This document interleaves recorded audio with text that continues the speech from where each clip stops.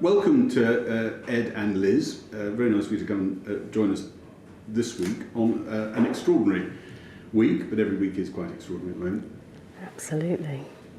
Where do you think, one of the big themes of the week has been watching cooperation across the floor of the House emerge, an embryonic form perhaps on Brexit. And I'm just wondering where you think it really can go, Liz. I mean, how far can it go? We're all assuming Theresa May can't get her deal through next week. Well, I think it's probably going to go all the way in the sense that, a minority government plus the biggest issue the country has faced, certainly in my political lifetime, and I should say a speaker who champions the rights of backbenchers, means many of us feel not just able but compelled to work together to try and get us out of this mess.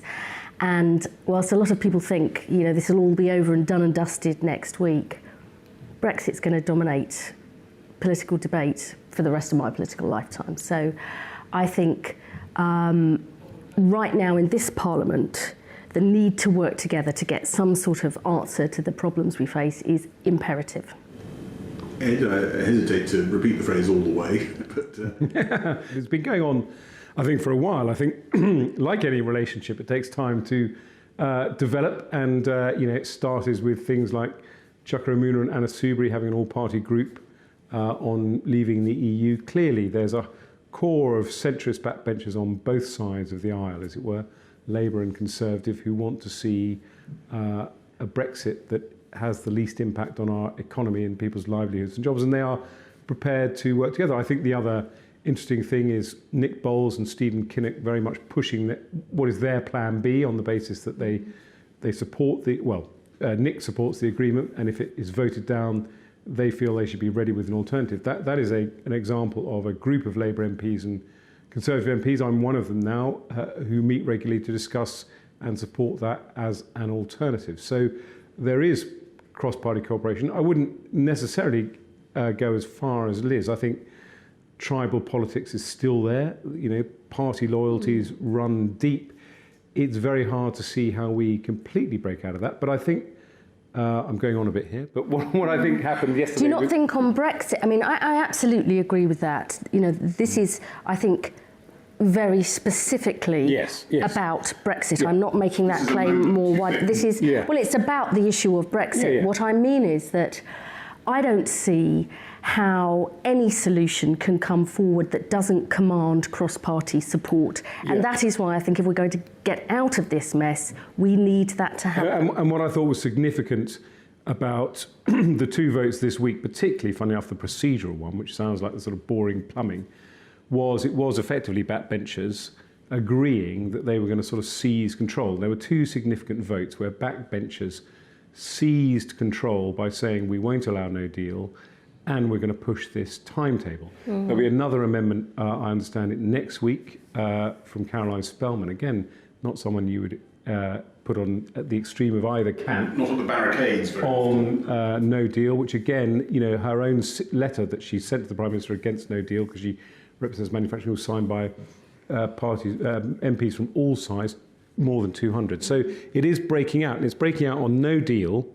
It's breaking out on let's get a move on, don't let the government dictate the timetable. How we get to where we unite... Can you actually support something rather than oppose it? Exactly. Massive question, and it goes to the heart of what you're talking about, Liz, about going all the way with this cooperation. What does that mean? What does it look like? People have talked, Nicky Morgan, the former Education Secretary, yesterday in the House talking about, this week in the House talking about government of national unity. She's used that phrase before. Are the chairs of the select committees and certain prominent backbenchers somehow going to be actually deciding the shape of Brexit, or is it going to be still very much government-led, but Theresa May being a very unfamiliar figure, welcoming opinions from across the floor? What shape is it? Well, I don't think it will be about a government of national unity. What I think will be trying to find a solution if May's agreement doesn't have enough support, if no deal definitely doesn't have a majority, what are the options? I've got the one that I would prefer, which is I've been quite sceptical for a long time about putting a decision back to the public. I've been nervous about that.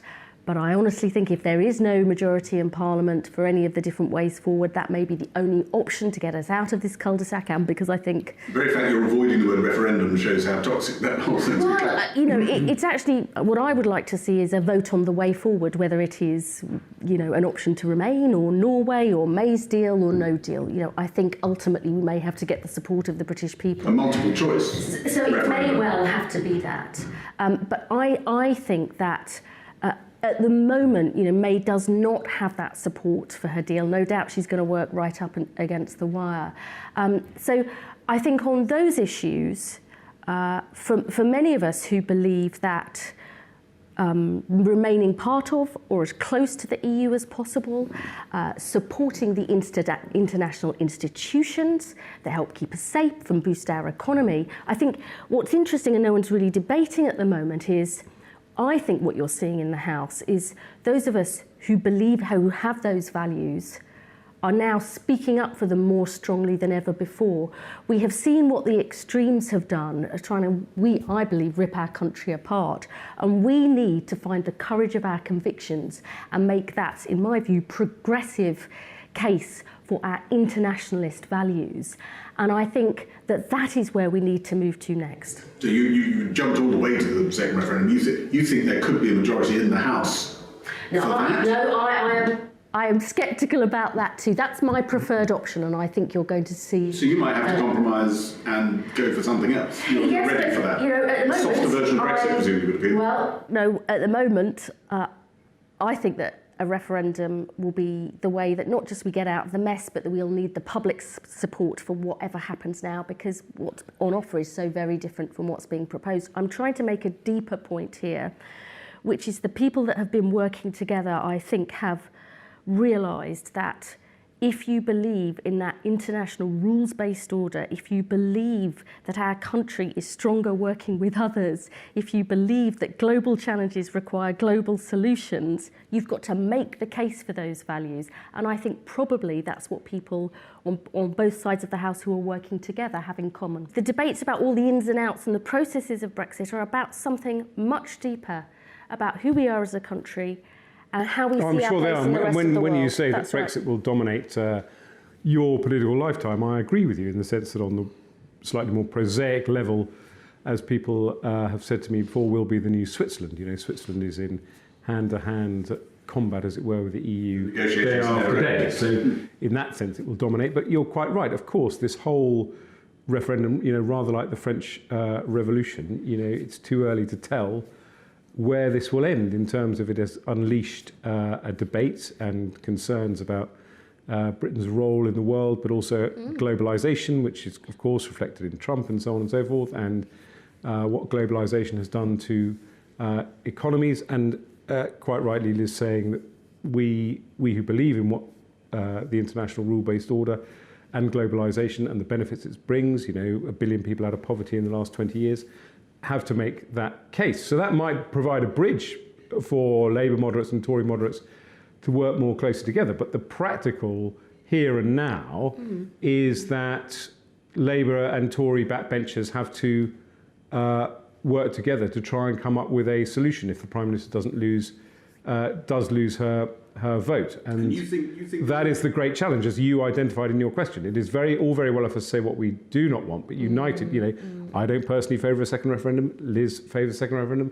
I favour Norway Plus as a plan B. I have no idea how to get to Norway Plus if the vote is lost on Tuesday. Staying in the customs union and the single. But I do support what Nick Boles is proposing, and I will get behind him and advocate that as an alternative if that is what is needed. But at some point, if both of you keep pursuing your separate dreams, what actually happens is the train that can't be stopped, Correct. the Brexit one, which is in statute, the Brexit date, the 29th of March, happens. So that's one of the things I've been most surprised about, is the point that actually Ken Clarke raised in Prime Minister's questions this week, is, in my view, whatever happens, we need to either revoke or extend Article 50, whether it is, official Labour Party policy, which is we want a general election, we would need to extend the timetable. If May's deal's voted down, we're not going to have time to come up with a solution. I think that is probably the next chapter that we're going to see, because the majority against no deal and crashing out is so strong. Well, we might come back to that, but just on this whole business about how you how Theresa May reaches out to people on the other side of the House to get them to back an idea, a shape to our future relationship, whether it is customs union, something she's previously set herself against, or something that looks and smells a lot like the single market. I think it's very difficult for her. She's on it at the moment. As we speak, she's on the phone to Len McCluskey. She's been talking to Labour MPs this week. It is. I think it is for her. It's been very, very late. And I think she was, after she became Prime Minister, if at that point she'd said... oh, yeah, exactly. At that point... She'd reached across to you there. Leave has won, but 14.8 million people were. We're going to have to be compromised on both sides. Not everyone's going to...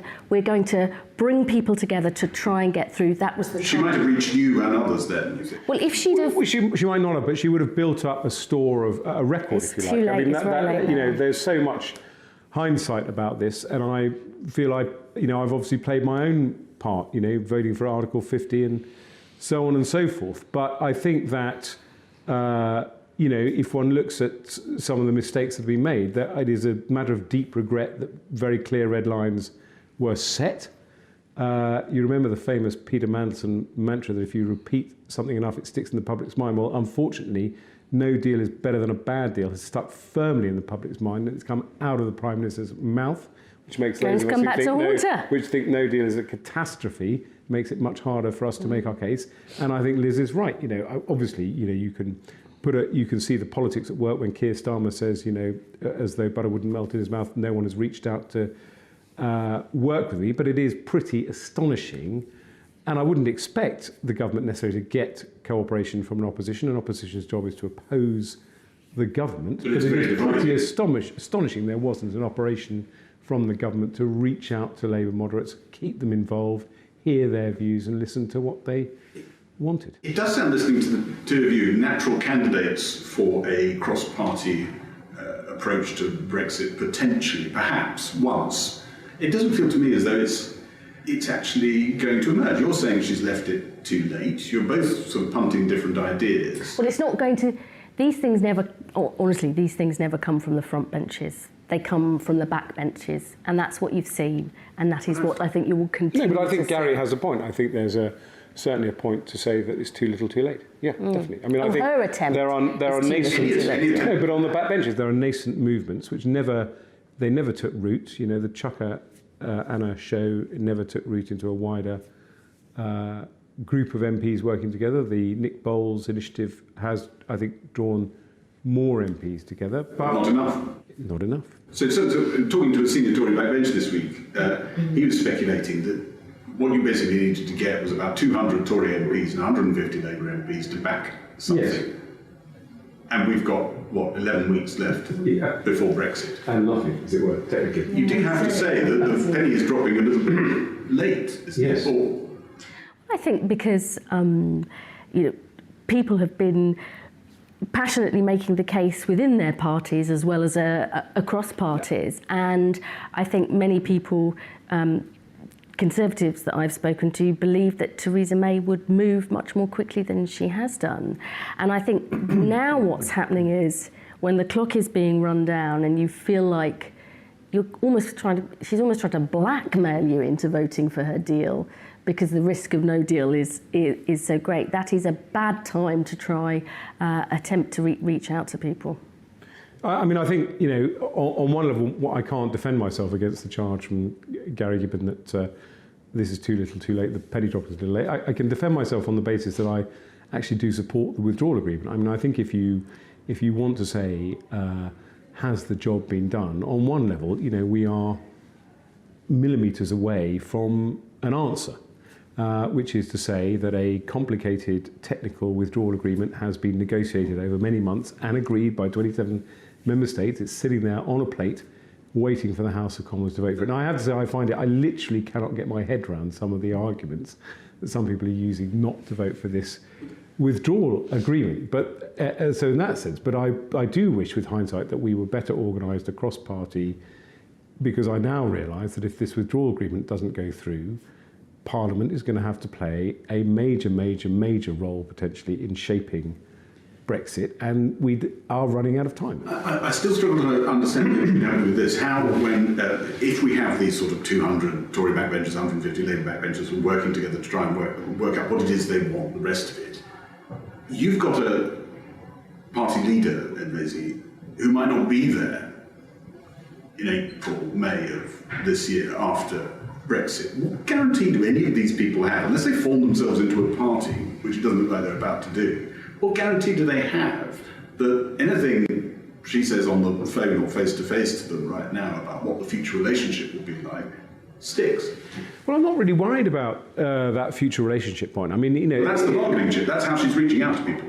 Well, it was decided a year ago to separate exit from future relationship. The future relationship is very flexible, and again, going back to Liz's point about living with Brexit for the rest of our lives, the future relationship will take up the next 3 or 4 years. Maybe the backbenchers can learn from that and get themselves organised to be more clear about what Parliament wants from a future relationship. But I think, the bare bones are there, and there are common sense outcomes from a future relationship that pretty much any government would want to secure. But I'm bothered about, for me, the withdrawal agreement delivers exactly what I have always wanted, which is to respect the referendum result and to exit the European Union in an orderly fashion. And I regret the fact, you asked me earlier, has the penny dropped late?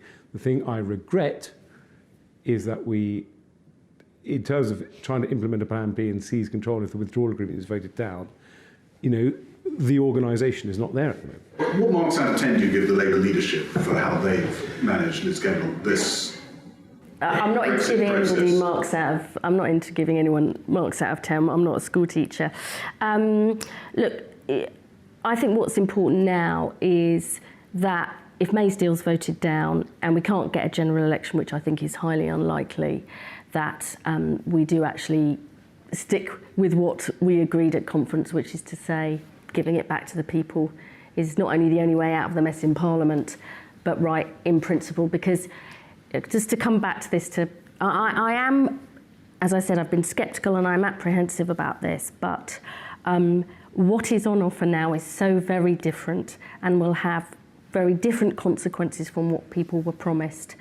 I think that it is important that that happens, and that we actually get onto this underlying debate about who and what we are as a country, which I don't believe we had at the last referendum, that we are still not having now.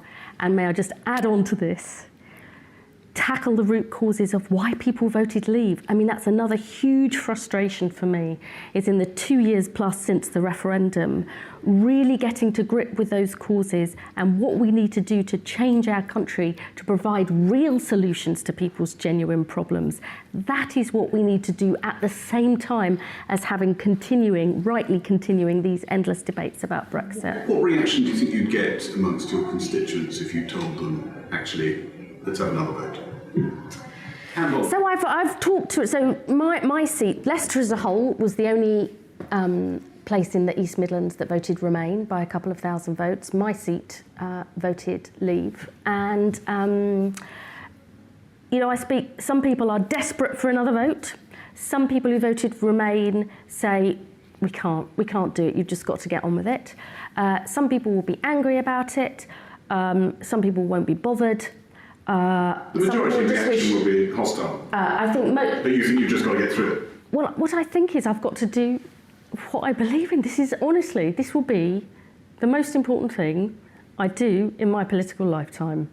And I want to try and do the right thing. And I think a bit more, I don't pretend that another vote will make everything in the garden rosy. I think a lot of us are thinking is, what's the least worst option here? But you might lose. We might. Do you hang around for that? Do you want to be in the next because I want to. The Brexit process, you just had a trial run. Well, because I'm a sucker for wanting to change the world, Gary. Otherwise, I wouldn't be bothering doing this. But you would hang around for it. Yes, well, if I was lucky enough to. Maybe they wouldn't. But you know, this is about something. This is about who we are as a country. I mean, I do think a second referendum would be an absolute unmitigated disaster. Sorry to barge in like that. I mean, no. It's it. I mean, I feel even more after this week. I mean, I'm talking about the protests in the street. Only people. I would love us to stay. Can I just say they are not? Yeah, I'd love us to. They are the hard right. I'd they are love not us to the leaders stay in my the constituency. European Union. I think it's the right. Not because I'm ideologically fixated on the European Union, but I just think it's the right thing for our country. I'd love to find a way to do that. But I think if we had a second referendum, you would get, the Westminster Village watch this amazing drama on Brexit with Benedict Cumberbatch playing the, sophisticated Dominic Cummings. And Take Back Control was the famous slogan on the first referendum. And we already know the slogan on the second referendum will be Tell Them Again. And we know that quite a lot of people think we've already left the EU. They'll be sort of astonished to be asked again. I think it'd be a terrible failure of Parliament, which admittedly is not covering itself in glory at the moment, to basically say we can't make up our minds, so please can you make it up for us. But I do think, not only that, I just think most people would vote leave almost out of principle, having been asked a second time. So I think it would be a complete boomerang to have a second referendum. And I do think, without wishing to be too pompous about it, I can be pompous quite easily, it is Parliament's job now to get on and deliver a deal. We've touched on fluidity, lack of discipline of the party system here, but not really delved into it. Where is that? And will Brexit do to our party system what maybe 2008 did to bits of the economy and our politics? No, I think that I would love it if all the EU Brexit-related votes were now free votes. And to a certain extent, I think more and more of us are beginning to treat Brexit votes like free votes, because I think we see, as I say, although I'm going to vote for the withdrawal agreement, but I don't feel I'm voting for the withdrawal agreement because I'm whipped to vote for it. I feel I'm voting for the withdrawal agreement because I actually support it. And therefore, it's hard for me to argue with colleagues who are going to vote against it that it's an outrage and they should be voting with the government. I can argue with them that I think they're making a catastrophically stupid decision to vote against the withdrawal agreement. And I think that is what it feels like with Brexit. But I think that normal service will be resumed. Lots of caveats there. Normal service will be resumed if and when we get to a stage where the government's trying to pass a bill about the NHS, it's trying to pass a bill on education. I don't think we've sort of broken the party mould and suddenly got a free and independent parliament. I mean, people don't actually like rebelling. Yeah. I mean, some people do, but the vast majority of MPs don't. Exactly. They feel very strong loyalty. And they understand the compromise. And they do, and they understand when you're in a team. Exactly. It's, with every team, in any workplace, you don't get everything you want, but overall you get most things that you want. Exactly. And you believe in responsibility. So people do it because they feel so strongly on a matter of principle that it's the right thing to do for their constituents and for the country. But it is true that once you have, if you saying this, you would just say once you've broken the whip once, it becomes slightly easier to do so, particularly on that issue. But you've got more in common with each other than you have with quite a few people in your own party. I know. True, isn't it? He's Actually, I should have said that. This is probably very unhelpful to you. So, oh God, listen, I've had all of that before. So I think on the issue of our place in the world and Europe, and probably views on things like immigration, I'm sure we are, very similar. Let me try welfare, security. Let me just say this. But the question that is much less clear is on the issue of the underlying causes of why people voted leave, and what is the role of government and the state in addressing those. And I think there are probably huge differences of opinion there. And secondly, even though we believe in these, if as I believe, they can't think of it. Well, I don't know, the levels of investment in places, the levels of investment in the towns, smaller towns outside the big cities, in the regions and the north, whether or not you believe. Traditional left-right Exactly, on the economy. I know why I'm a That's Tory. right. You've just turned into you've just turned into a tax and spend party, even though you're not honest about where the taxes and that's where you would be. So I know why I'm a Tory, which is, I do believe in government keeping spending within reasonable limits. I do believe solutions lie with individuals and communities, not necessarily with government, and I do believe in low taxes. And I'm sure if Liz and I were together over a sustained period of time trying to form a manifesto, we would find great differences on what she believed was the right solution and what I believed was the right solution. You have more in common with Jacob Rees-Mogg. I wouldn't deny, for example, that I enjoyed being a minister in a coalition government. I thought it worked extremely well and effectively in terms of compromise. The Lib Dems pulled you a bit more to the centre than you might. Well, I think I happen to think that governments, like David Cameron said, always win from the centre, and there was a lot of the Blair government sitting squat in the centre that I supported what he did, but there were certain things, for example, that Blair did, like the minimum wage, which I think he won that argument, but it wouldn't have been a policy that instinctively as a Tory I would have initially supported. If we went back 25 years and Liz and I were sitting here trying to work out a manifesto and she said, I want a minimum wage, 25 years ago I would have said, no, that'd be a terrible drag on business and very interventionist.